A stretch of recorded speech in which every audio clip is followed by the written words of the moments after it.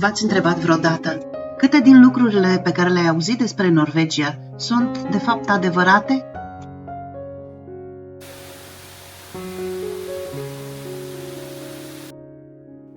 Toată lumea are o părere despre Norvegia.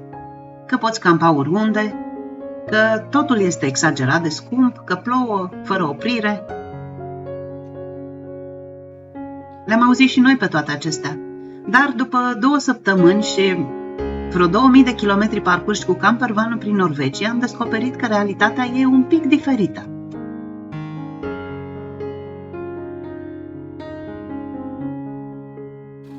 Și da, unele lucruri sunt adevărate, dar altele sunt doar mituri repetate de atâtea ori încât au ajuns să fie considerate realitate.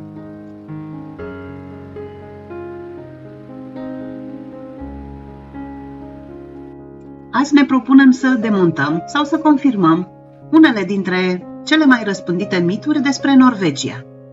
Iar ultimul este probabil cel care va surprinde cel mai mult pe mulți oameni.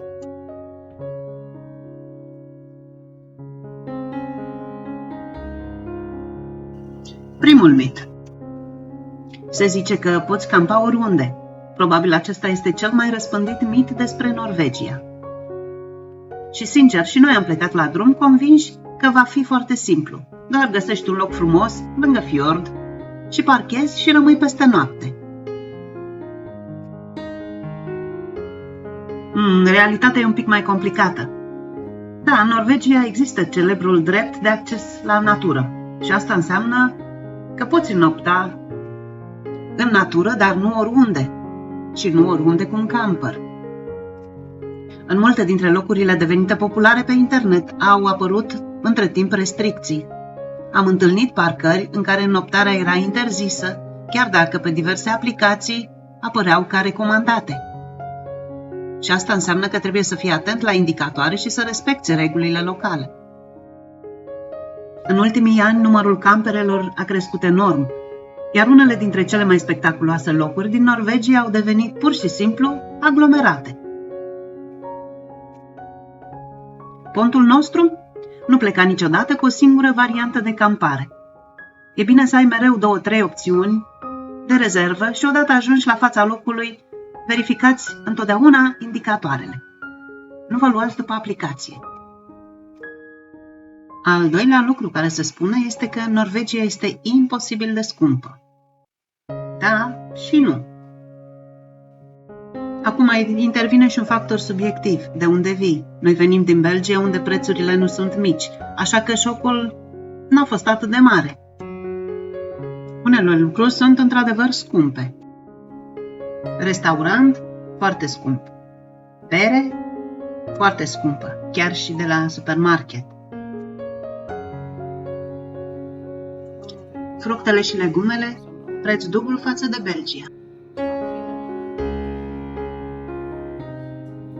Hotelul probabil că e și el scump. Aici nu îmi pot da cu părerea pentru că noi am mers cu camperul și nu am o informație exactă.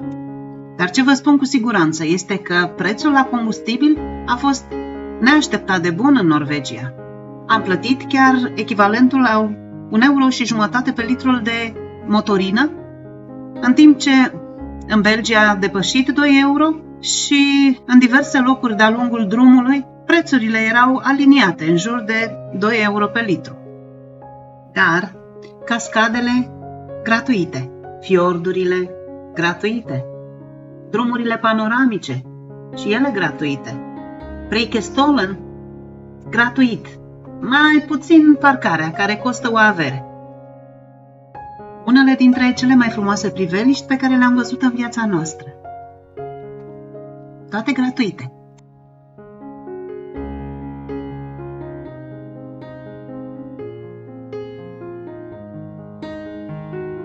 Și adevărul e că dacă mergi cu camperul și gătești măcar o parte din mese, Norvegia devine mult mai accesibilă decât își imaginează mulți. Și apropo, în seria aceasta urmează un clip în care vă vom vorbi despre cât ne-a costat pe noi, de fapt, plimbarea în Norvegia.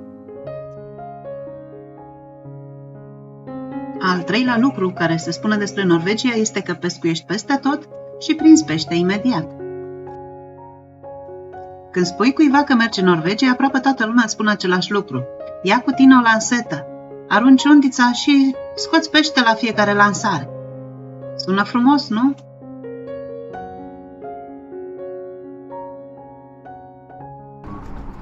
Care voia și eu să mai muștă.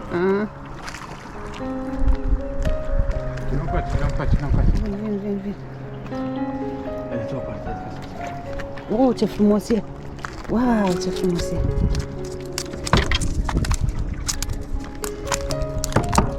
Stai mă pește.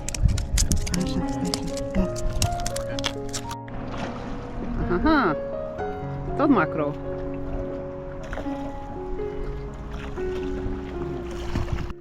Realitatea e un pic diferită. Da, Norvegia este extraordinară pentru pescuit.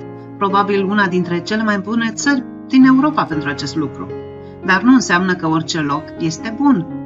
Contează mult zona, dacă e în mare sau în fiord, adâncimea, marea, ora la care pescuiești, vremea și, bineînțeles, să ai puțin noroc.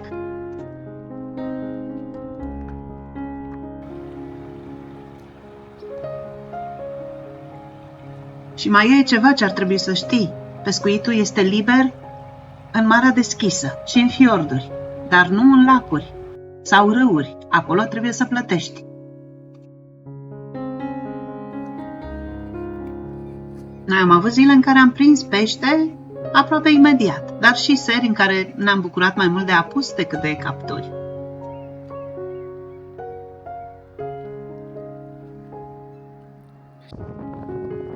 Și am avut și privilegiul de a pescui în locuri pe care probabil că altfel nu le-am fi găsit niciodată și mulțumim lui Marius pentru acest lucru.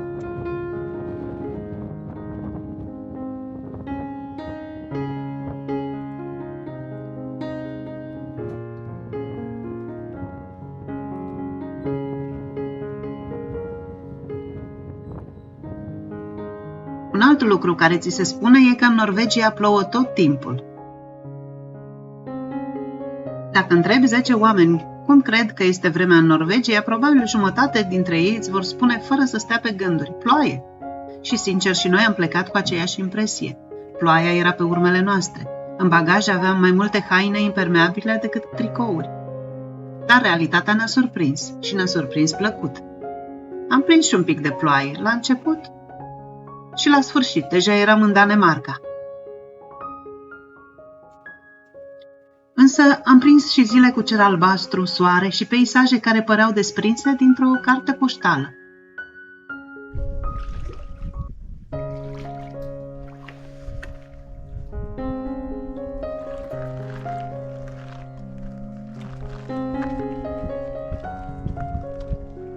Și am înțeles repede că problema nu este ploaia. Problema este că vremea se schimbă foarte repede, cum e de obicei în nordul Europei, unde curenții marini au o influență foarte mare asupra vremii. Practic, într-o zi poți avea parte de 3 anotimpuri. O geacă impermeabilă, un hanorac și un tricou ar trebui să-ți fie de folos, mai ales în zilele de vară.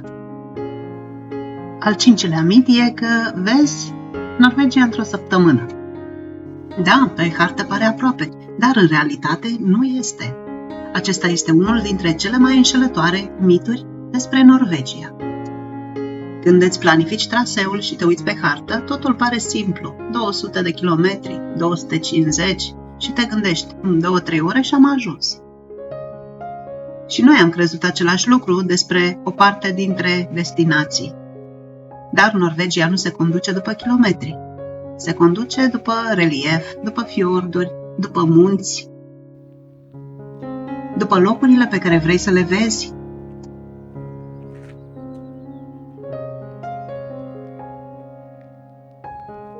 Sunt porțiuni unde drumul este atât de îngust încât 2 mașini abia reușesc să treacă una pe lângă cealaltă.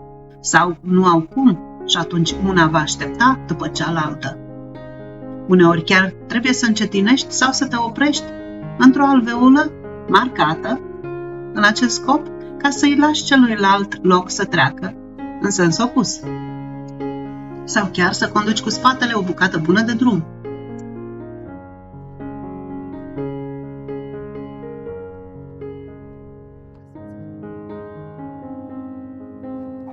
ține cont că multe dintre drumurile panoramice sunt limitate la viteza de 60 de km la oră și mai sunt peisajele, pentru că în Norvegia este aproape imposibil să mergi sute de kilometri fără să ai chef să te oprești.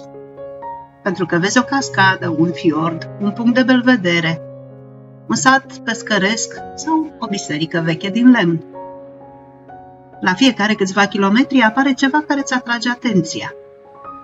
Și așa că cei 200 de kilometri pe care îi vedeai pe hartă se transformă în multe ore sau chiar o zi întreagă de călătorie. Și sincer, nici nu îți vei da seama cum trece timpul, pentru că drumul nu este doar legătura dintre două destinații. În Norvegia, drumul face parte din destinație.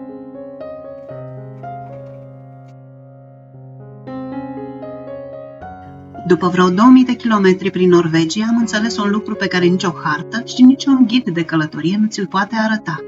E că Norvegia nu se măsoară în kilometri.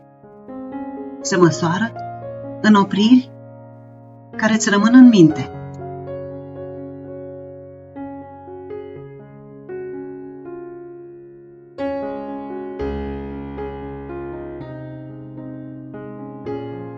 Poate că unele dintre miturile despre Norvegia sunt adevărate, altele sunt doar pe jumătate adevărate.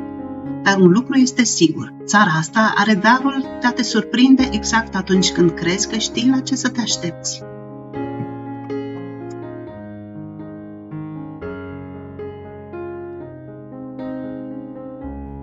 Dacă ai fost deja în Norvegia, spune-ne în comentarii ce te-a surprins cel mai mult. Suntem curioși dacă experiența ta a fost asemănătoare cu a noastră.